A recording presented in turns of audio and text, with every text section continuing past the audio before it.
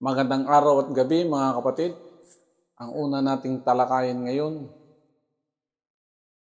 unang sulat sa Henesis sa Old Testament. Lahat po nakasulat dito sa Biblia, Old Testament at New Testament, ay ating pagbubulay-bulayan dito sa page na ito. Ito na ating pakinggan. Genesis, ang paglikha.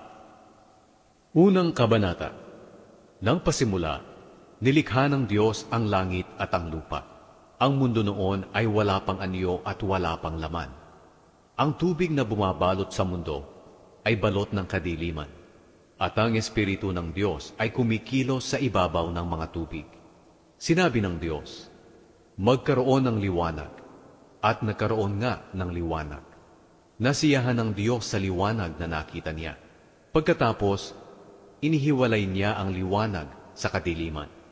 Tinawag niyang araw ang liwanag, at gabi naman ang kadiliman.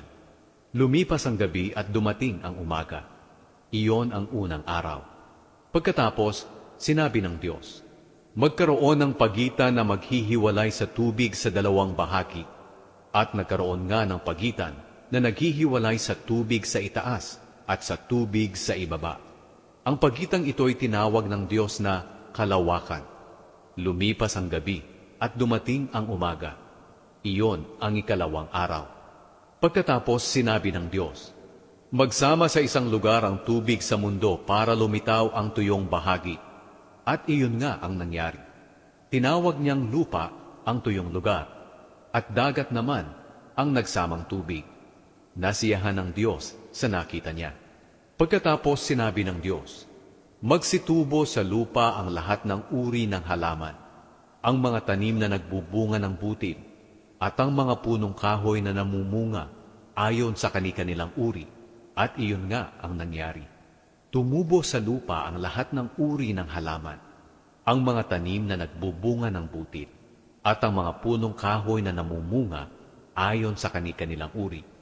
Nasiyahan ng Diyos sa nakita niya. Lumipas ang gabi at dumating ang umaga. Iyon ang ikatlong araw. Pagkatapos sinabi ng Diyos, magkaroon ng mga ilaw sa kalangitan para ihiwalay ang araw sa gabi, at magsilbing palatandaan ng pagsisimula ng mga panahon, araw at taon. Magningning ang mga ito sa kalangitan para magbigay liwanag sa mundo. At iyon nga ang nangyari. Nilikha ng Diyos ang dalawang malaking ilaw. Ang pinakamalaki ay magliliwanag kung araw, at ang mas malaki ay magliliwanag kung gabi. Nilikha rin niya ang mga bituin. Inilagay ng Diyos ang mga ito sa kalangitan para magbigay liwanag sa mundo kung araw at gabi, at para ihiwalay ang liwanag sa dilim. At nasiyahan ng Diyos sa nakita niya. Lumipas ang gabi at dumating ang umaga. Iyon ang ikaapat na araw.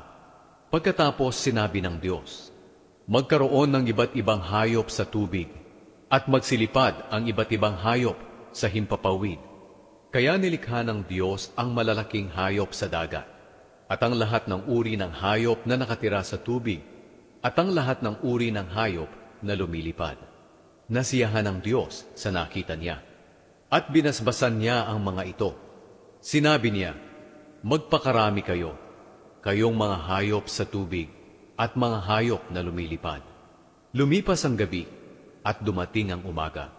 Iyon ang ikalimang araw. Pagkatapos sinabi ng Diyos, magkaroon ng iba't ibang uri ng hayop sa lupa, mga hayop na maamo at mailap, malalaki at maliliit. At iyon nga ang nangyari. Nilikha ng Diyos ang lahat ng ito at nasiyahan siya sa nakita niya. Pagkatapos sinabi ng Diyos, likhain natin ang tao ayon sa ating wangis. Sila ang mamamahala sa lahat ng uri ng hayop, mga lumalangoy, lumilipad, lumalakad at gumagapang. Kaya nilikha ng Diyos ang tao, lalaki at babae, ayon sa wangis niya. Binasbasan niya sila at sinabi, magpakarami kayo para mangalat ang mga lahi ninyo at mamahala sa buong mundo, at pamahalaan ninyo ang lahat ng hayop, Pagkatapos sinabi ng Diyos, "Ibinibigay ko sa inyo ang mga tanim na namumunga ng butid, pati ang mga punong kahoy na namumunga para inyong kainin. At ibinibigay ko sa lahat ng hayop ang lahat ng luntiang halaman bilang pagkain nila." At iyon nga ang nangyari. Pinagmasdan ng Diyos ang lahat niyang nilikha at lubos siyang nasiyahan. Lumipas ang gabi at dumating ang umaga.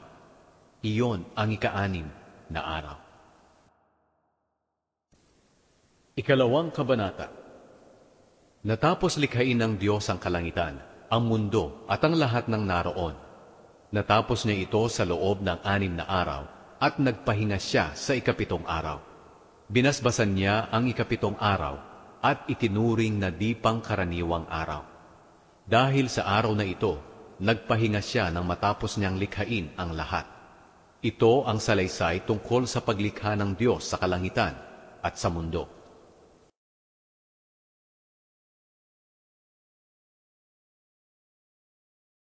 Salamat sa Diyos sa magandang balita sa araw na ito.